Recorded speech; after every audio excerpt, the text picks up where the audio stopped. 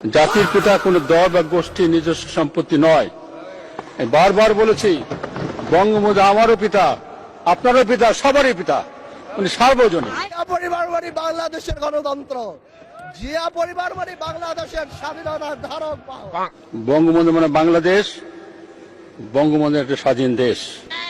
জিয়া পরিবার মানে বাংলাদেশের স্বাধীনতার ধারক বাহক। এখন জিয়া পরিবার মানে গণতন্ত্রের এখন কেন্দ্রবিন্দু। যার জন্ম না হলে আমি সেনাবাহিনী প্রধান হতে পারতাম না, যার জন্ম না হলে রাষ্ট্রপতি হতে পারতাম না, যার জন্ম না হলে এই সংসদে বক্তব্য দিতে পারতাম না। আমার স্পিকার বলে কি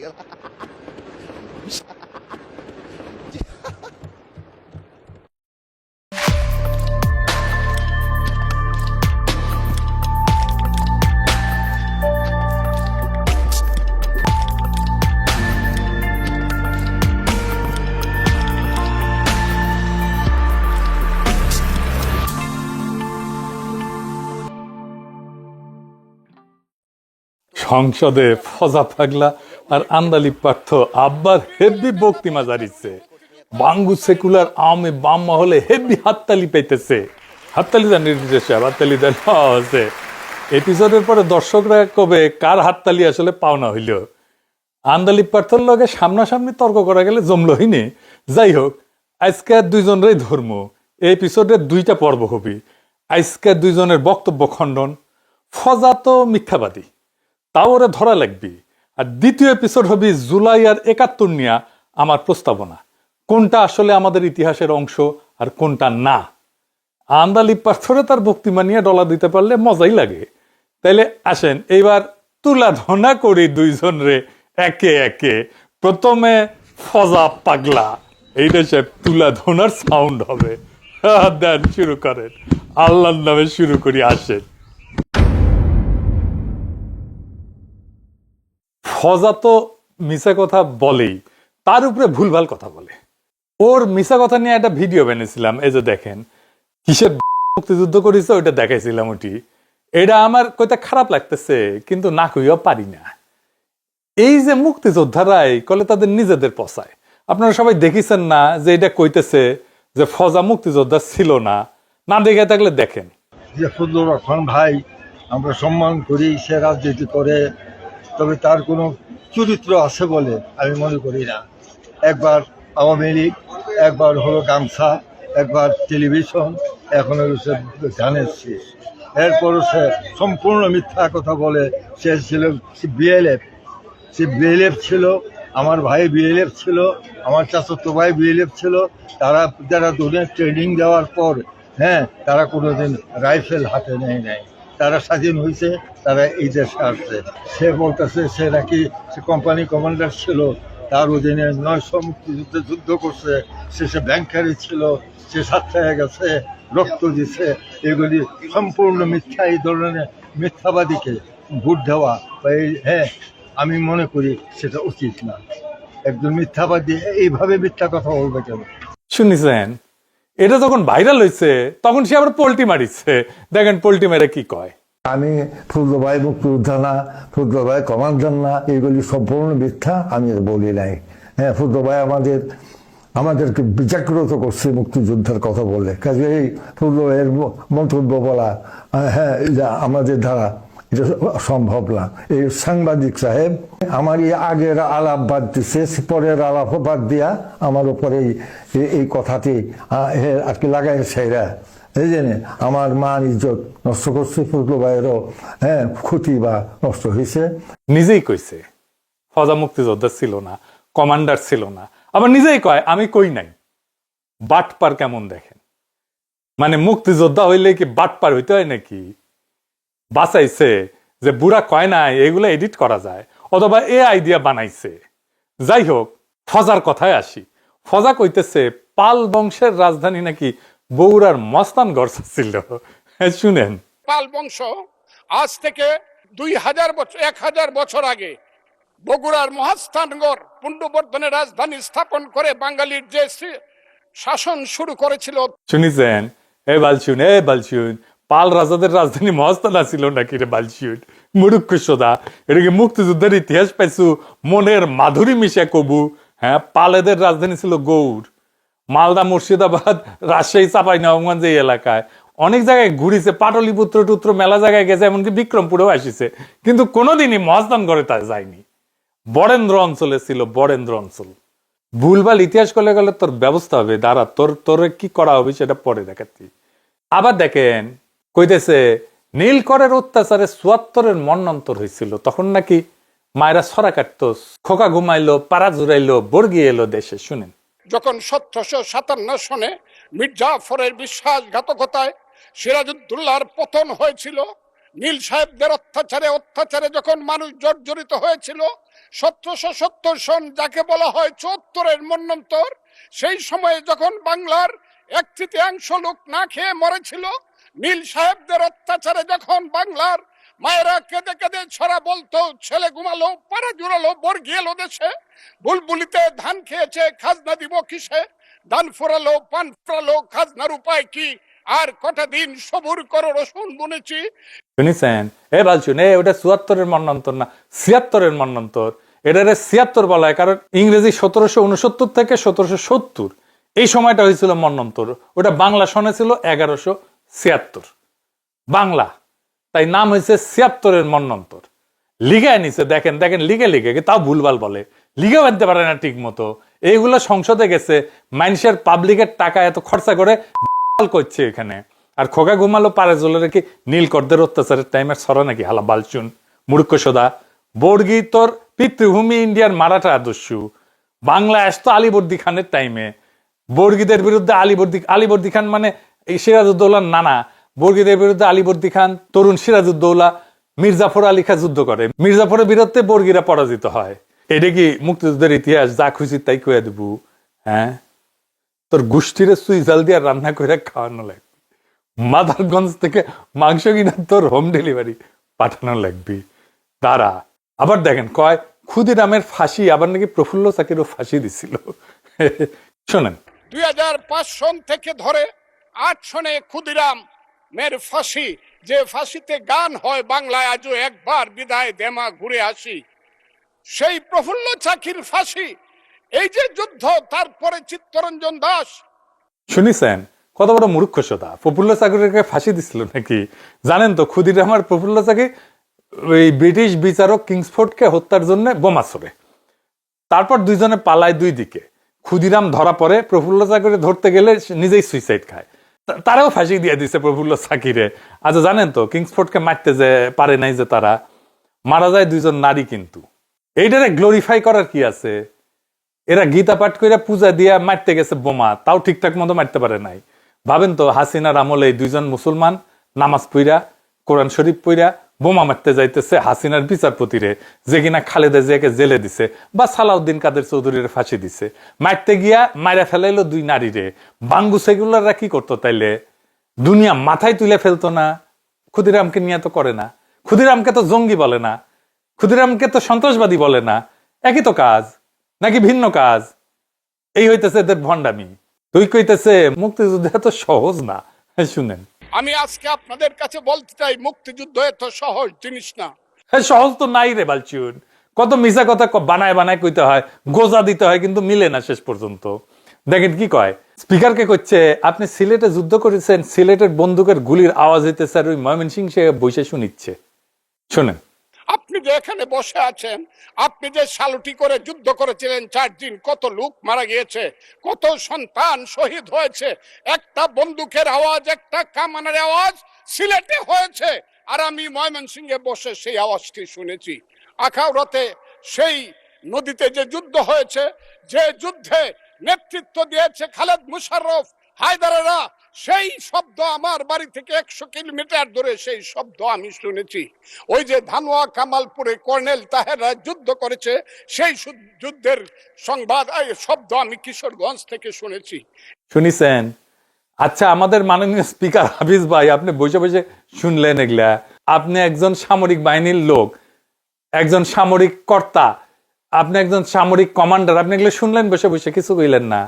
সিলেটের ছোটখাটো পারমাণবিক বোমা মানলো তো ময়মনসিংহের শব্দ পৌঁছাবে না। ১০০ কিলোমিটার দূরে শব্দ নাকি শুনিছে। তারপর কালামপুরের যুদ্ধের শব্দ নাকি শুনিছে কিশোরগঞ্জ থেকে, এটা 200 কিলোমিটার দূরে। দেখেন ইতিহাস কইতেছে 8 মিনিটে কতগুলা মিছা কথা বানায় বানায় কইল। পাবলিকের টাকা খরচা করে সব বালসাল জোকার গুলা মেতাকার করে সংসদ ভবনে। আবার দেখেন কইতেছে শিল্পকলার গান হইতে দেয় নাই প্রফেসর ইউনূসের আমলে, বাউল গান হইতে দেয় নাই। শুনেন, আমি আজকে আপনাদের কাছে প্রশ্ন রাখতে চাই, 5ই আগস্টের পরে কি হলো? আমাকে একটু 5ই আগস্টের পরে কি হলো আপনারা জানেন? এইখানে ইউনূস সরকার ছিল, আমি শিল্পকলার সামনে থাকি, একটা গান হইতে পারে নাই, একটা নাটক হইতে পারে নাই, একটা লালনের গীতি হইতে পারে নাই, একটা বাউল গান হইতে পারে নাই, সবকিছু কালো শক্তি ধ্বংস করে দিয়েছিল। শুনিছেন? এই যে দেখেন অন্তর্বর্তীকালীন সরকারের সময় বিভিন্ন স্তরে সাংস্কৃতিক আয়োজনে হামলা হইল, শিল্পকলা একাডেমিতে সারা দেশে স্বাধীনতা দিবস, বিজয় দিবস, অন্যান্য দিবসে বিভিন্ন অনুষ্ঠান হয়েছে, বাউলদের নিয়ে সাধু সঙ্গ হয়েছে, গান হয়েছে, নাটক হয়েছে, লালন গীতি হয়েছে। এইগুলো এরা কয় মিছা কথা কেন কইলো, এগুলো এক্সপান্স কেন করা হইলো না? এর গোষ্ঠীরা সুই জাল দিয়া রান্না করে খাওয়ানো উচিত। খাওয়া দেন এডিটর সাহেব এবার। আমি তোর গোষ্ঠীরে চুই ঝাল দিয়ে রান্না করে খাওয়ামু, ওরে মাদার গঞ্জ থেকে মাংস কিনে তোরে হোম ডেলিভারি পাঠামু, আমি তোর গোষ্ঠীরে চুই ঝাল দিয়ে রান্না করে খাওয়ামু। খাইছু? Home delivery পাইছু? হ্যাঁ, হালা বালশুন ফজা পাগলা। সে আবার নালিশ করে। ফজা পাগলা যারা বলে তারা নাকি অসভ্য। শুনেন, তারা আমাকে ফজা পাগলা বলে কথা বলে, উনি একদিন এটা তারা নাকি সভ্য, তারা নাকি ইসলাম। শুনেছেন? ও নিজেই ফজা পাগলা উপাধি পেয়ে উচ্ছ্বসিত হয়েছিল, পারলে নাচে। এই যে দেখেন কি কয়, এই পেপারেও আসিছে, এডিটর সাহেব ভিডিও দেখান। কাজে পাগলা তো সাংঘাতিক ব্যাপার। হ্যাঁ, কিশোরগঞ্জের পাগলা মসজিদ আর কিশোরগঞ্জের ফজু পাগলা, ঠিক আছে, পাগলা তো সাংঘাতিক একটা উপাধি আমাকে দিছে। আমি এটা চিন্তা করে বাইর করছি যে আমাকে পাগলা বললো কেন এইসব এই মৌলানা নামদারি লোকেরাও। দেখলাম যে ঠিকই বলছে। দেখেছেন? আচ্ছা বলেন, তোর কি মাথা মোতা ঠিক আছে? নাই তো, পুরাই আওলায় গেছে। এই হইতেছে মুক্তিযুদ্ধের বীর আইকনিক ফিগার। এই মুক্তিযুদ্ধ কি মাল তাইলে বুঝেন তাইলে? মুক্তিযুদ্ধ তাইলে কি জিনিস? এই সংসদে রাজাকার কইয়া হুঙ্কার দেয়। দেখেন, আমি বলতে পারবো কিনা কথাটা আপনি, এই আলবদর রাজাকারের বাচ্চারা, এখনো কিন্তু ফজলুর রহমানদের মতো মুক্তিযোদ্ধারা জীবিত আছে। এই দেশে মুক্তিযুদ্ধ হয়েছে। দেখেছেন? হাসিনাও এক রাজাকারের বাচ্চা কইয়া হেলিকপ্টারে ভাগিছে। এই যে দেখেন, তার মানে কি মুক্তিযুদ্ধের সন্তান নাতিপুতিরা কেউ মেধাবী না, যত রাজাকারের বাচ্চারা নাতিপুতি হলো মেধাবী, তাই না? তার মানে কি মুক্তিযুদ্ধের সন্তান নাতিপুতিরা কেউ মেধাবী না, যত রাজাকারের বাচ্চারা নাতিপুতি হলো মেধাবী, তাই না? তারপরে সে ঐতিহাসিক মিছিল শুরু হলো ঢাকা বিশ্ববিদ্যালয়। ইতিহাস পাল্টায় গেল, তুমি কে আমি কে, রাজাকার রাজাকার।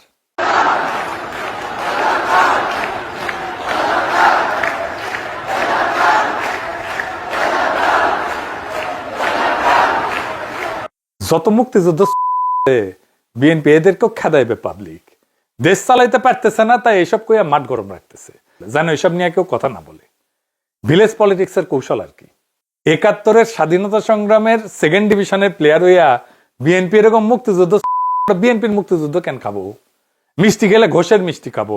আওয়ামী লীগের কাছে মুক্তিযুদ্ধ শুনবো, বিএনপির কাছে কেন শুনবো মুক্তিযুদ্ধ? ওর কাছে কেন শোনা লাগবি? বিএনপি দলই তো ছিল না 71-এ। আওয়ামী লীগ মুক্তিযুদ্ধের নেতৃত্ব দিছে তো দল হিসেবে। মুক্তিযুদ্ধের অবিসংবেদিত নেতা মুজিব ওরফে সোহরাওয়ার্দীর বডিগার্ড। নায়িকাই যদি দেখা লাগে তাহলে ঐশ্বরিয়া রাইরে দেখবো, ময়ূরীরা তো দেখবো না। যাই হোক, জোকাররে নিয়ে আর কথা না বাড়ে। এইবারে আন্দালিপ পার্থ। আন্দালিপ পার্থ কইতেছে কেন তরুণেরা জুলাই জুলাই করে, তরুণেরা দেখে নাই আওয়ামী আমল। তারা শেয়ার মার্কেটে দরবেশ বাবার হাতে ফকির হইয়া যাওয়া কথা জানে না, কারণ তাদের বয়স ছিল তখন 10 বছর। এই পার্থ, এটা কেন যুক্তি হইল? এই বক্তিমায় তো মুক্তিযুদ্ধের কথা কইছেন। আপনি মুক্তিযুদ্ধের দেখিছেন? দেখেন না, আপনার জন্ম তো 1974-এ। আপনি তো মুজিবের শাসনও দেখেন নাই। ওদের তো বয়স 10 বছর। আপনি তো মুজিবের আমলে বিছানায় হাগু করেছিলেন যখন মুজিবের বাকশাল চলে। আপনি 71 বুঝতে পারবেন, মুক্তিযুদ্ধ বুঝতে পারবেন, আপনি মুজিবের বাকশাল বুঝতে পারবেন। আপনি তখন বিছানায় হাগু করেন, সেটাকে ধারণ করতে পারবেন। আর আজকে তরুণরা পারবে না। কি চমৎকার যুক্তি! হ্যাঁ, জানলেও সেটা ফিল করে না নাকি? শুনেন, আওয়ামী লীগ আমলে কোনো অব্যবস্থা হয় নাই বিদ্যুৎ খাতে। আওয়ামী লীগ আমলে হয়েছে লাগামহীন দুর্নীতি আর চুরি বিদ্যুৎ খাতে, এবং সেই বোঝা আমরা এখনো বয়ে বেড়াচ্ছি। আমি এই কথাটা সম্মানের সাথে এই জন্য বলি, কারণ আমি কয়েকদিন ধরে আই ওয়াজ ওয়ান্ডারিং যে কেন তরুণ সমাজরা বারবার শুধু জুলাইতে এই 36 দিনের কথাই বলে। দেন আই রিয়েলাইজড যে আমরা 2008 থেকে গত 17 বছরের আওয়ামী লীগের অত্যাচারের কথা তাদের সাথে কানেক্ট করতে পারি নাই। আমার সামনে বসা মাননীয় সংসদ সদস্য আমার ভাই নাহিদ, হাসনাত, দে আর অনলি 28 years of age। 18 বছর আগে তাদের 10 বছর বয়স ছিল। তারা শেয়ার মার্কেটের দরবেশের অত্যাচারে 30 লক্ষ লোকের ফকির হয়ে যাওয়ার কথা জানে না, জানলেও সেটা ফিল করে না। বিডিআর পিলখানার কথা ফিল করে না, হয়তো জানে। তারা হেফাজতের সময় আলেম ওলামাদের রাস্তায় কান ধরে উঠায়া বসার সেই অপমানের কথা ফিল করে না। We couldn't connect to them. কি ভয়ানক কথা! কেমনে জানলেন ফিল করেন না? আপনি কি অন্তর্জামী? 17 বছর নাকি ছোট ছোট জুলাই করিছে পার্থরা? আমি পার্থ দেখাই, আপনি জেল থেকে বের হয়ে কি কইছিলেন? প্রতিক্রিয়া তো এই বৈষম্য বিরোধী ছাত্র আন্দোলনে এতগুলি মানুষ মারা গেছে, এটা তো আসলে আমাদের জন্য প্রচন্ড দুঃখজনক একটা ব্যাপার। এই ঋণ তো আসলে আমরা শোধ করতে পারবো না, এবং এই রক্ত বিসর্জন দিয়ে তারা আমাদের যা উপহার দিয়েছে, এই দেশকে যে উপহার দিয়েছে, সত্যি কথা বলতে রাজনীতিবিদ হিসেবে তো আমরা তা দিতে পারি নাই। এবং আমরা চাই যাতে এই রক্তের সঠিক সম্মান আমরা দিতে পারি, আমরা আগামীতে একটা ভালো রাষ্ট্র এই জাতিকে দিতে পারি। আমরাও 17 বছর অনেক কষ্ট করেছি, অনেক কিছু করেছি, হয়তো কাঙ্ক্ষিত লক্ষ্যে পৌঁছাতে পারিনি। মহান আল্লাহ হয়তো এতগুলি রক্তর মাধ্যমেই এই জিনিসটা আমাদেরকে দিয়েছে। আমি একদিকে তো অবশ্যই আত্মার রুহুর মাগফিরাত কামনা করি, অন্যদিকে এই দুঃখের মধ্যেও জাতিকে অভিনন্দন যে জাতি একটা ইনশাআল্লাহ নতুন বাংলাদেশ দেখতে পাবে সামনে। এই নতুন বাংলাদেশ বানাইতেছেন, এই আপনার কৃতজ্ঞতা। হ্যাঁ, আপনি যে পার্থ এত বাক্য জারিলেন ফ্যাসিস্ট শাসন নিয়া, আপনি ওই ফ্যাসিস্ট আমলে তো হাসিনার প্রশংসা করতে করতে কায়ত হয়ে পড়ে যেতেন। সোহরাওয়ার্দীর বডিগার্ড তো আপনার প্রেরণা ছিল। আমি ব্যানে ব্যানে করছি না, আপনি নিজেই কইছেন। দেখেন কি কইছিলেন, এডিটর সাহেব দেখান, শোনায় দেন। আর আপনি যদি মনে করেন হ্যাঁ ইন্সপিরেশন কার কোনটা ভালো লাগে, সেক্ষেত্রে আই এম ভেরি ওপেন। আমি যে কারো কোয়ালিটি ভালো যেটা সেটা আমি গ্রহণ করতে পারি। আমি বঙ্গবন্ধুর বলিষ্ঠতা আমার খুব পছন্দ, আমার মামা শেখ ফজলুল হক মনির অর্গানাইজিং ক্যাপাসিটি আমার খুব পছন্দ, বর্তমান প্রধানমন্ত্রী যেভাবে ক্রাইসিস হ্যান্ডেল করে সেটা আমাকে খুব মুগ্ধ করে। শুনেছেন? আচ্ছা, আর এক কথা বলি, আপনি তো 2019-এ বিএনপি জোট ছাড়িয়েছিলেন। এই যে দেখেন ঘোষণা দিয়াই 2022-এ যখন বিএনপি সমমনা 12টা দল নিয়ে জোট করলো, সেটা তো গেলেন না।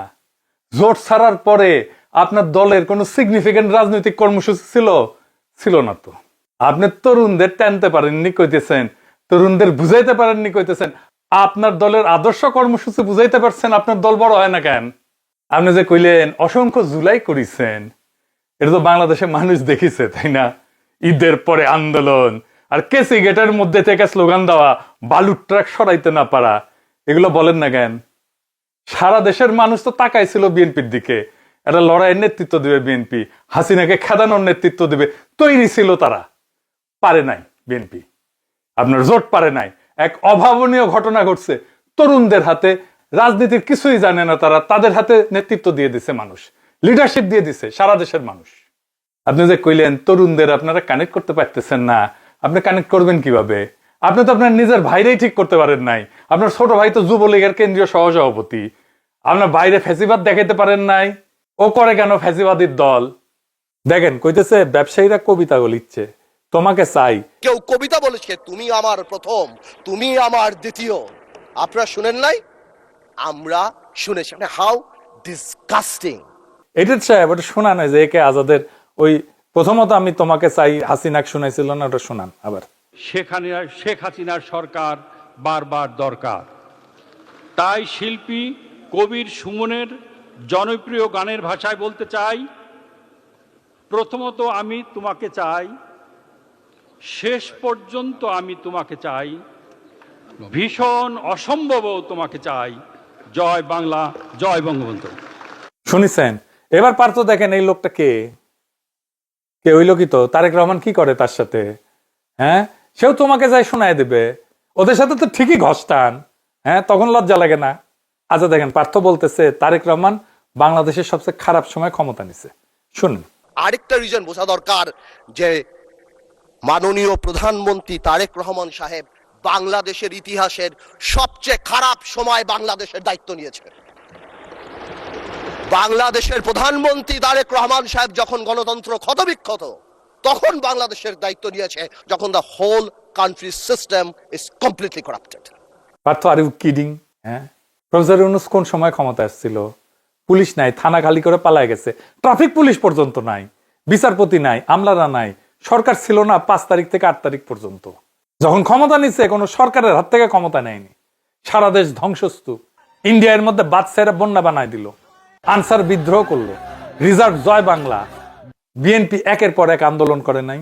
আপনার বিএনপি ইশরাক সিটি কর্পোরেশনের তালা মেরে দেয় নাই। অযথা প্রফেসর ইউনূসের সরকার নিয়ে যা খুশি তাই বলে নাই। খলিলুর রহমানকে আপনার স্বরাষ্ট্রমন্ত্রী বিদেশি নাগরিক বলে প্রকাশ্যে বক্তৃতা দিছে না?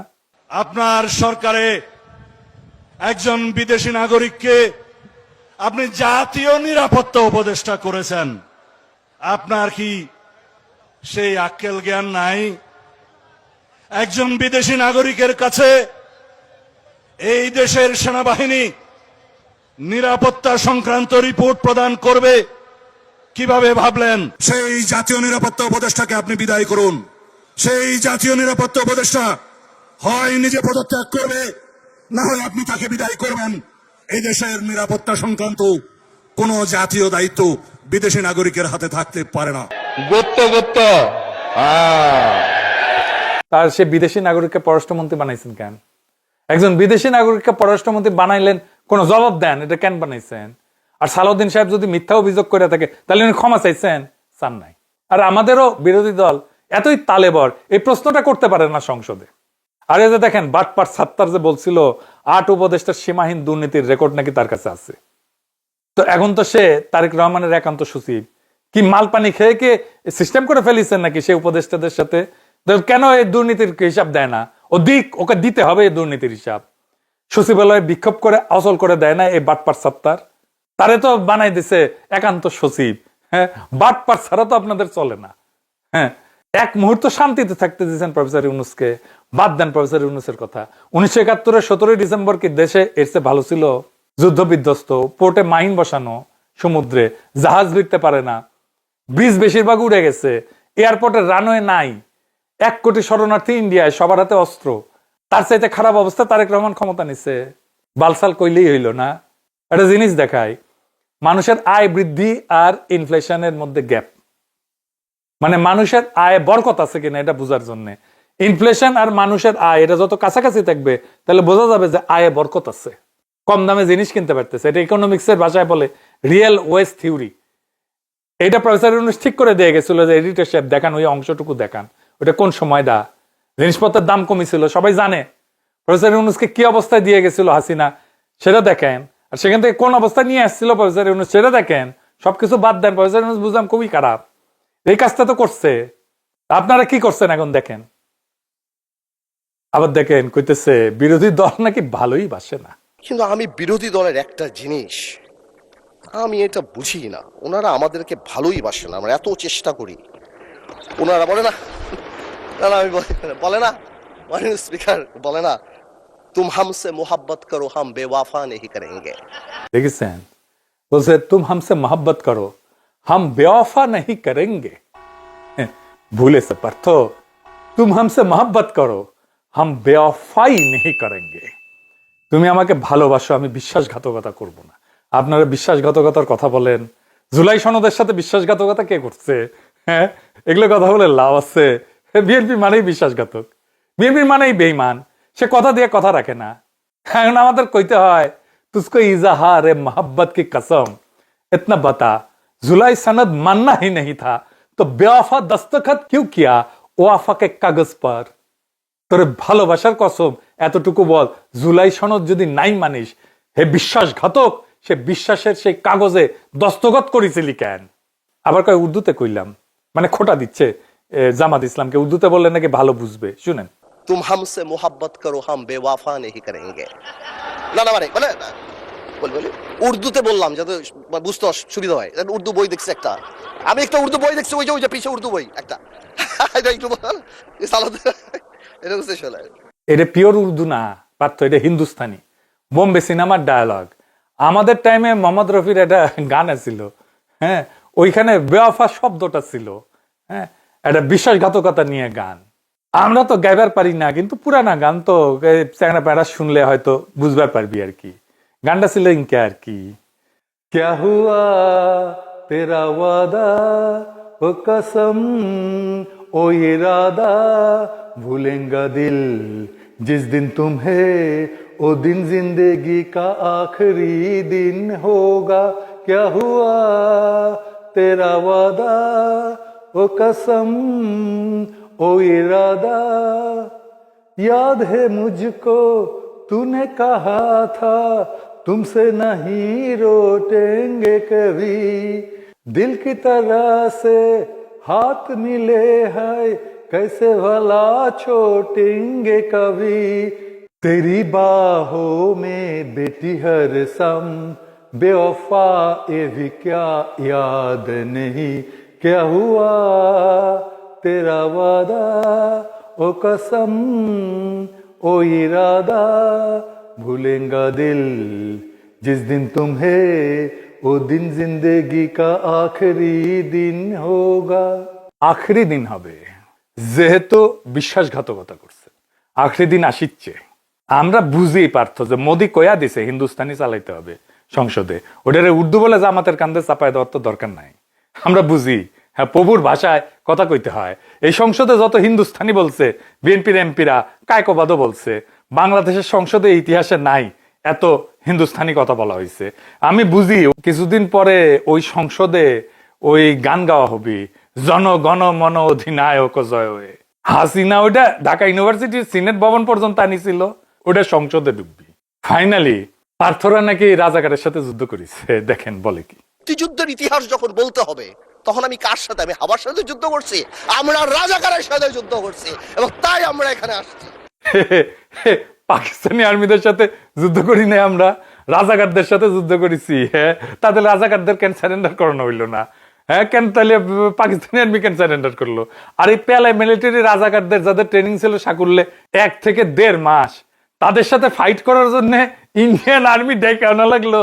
হ্যাঁ, রাজাকারের তালিকা তো সরকারের কাছে আছে, মোট 10,789 জন হাসিনার নামধাম প্রকাশ করছিল। এই হইতেছে টোটাল রাজাকার। আর মুক্তিযোদ্ধা আছে 2 লাখ, মানে 2 লাখ মুক্তিযোদ্ধা এই 11,000 রাজাকারের সাথে যুদ্ধ করছে। তারপরে ইন্ডিয়ান আর্মিকে ডেকে আনতে হয়েছে। এবার এটা নিয়ে গব্বে বাঁচে না। হ্যাঁ, দেখেন কি অবস্থা। হ্যাঁ, এই 11,000 স্বল্প ট্রেনিং পাওয়া রাজাকার আপনাদের মতো বীরদের হাগা ছুটাই দিল।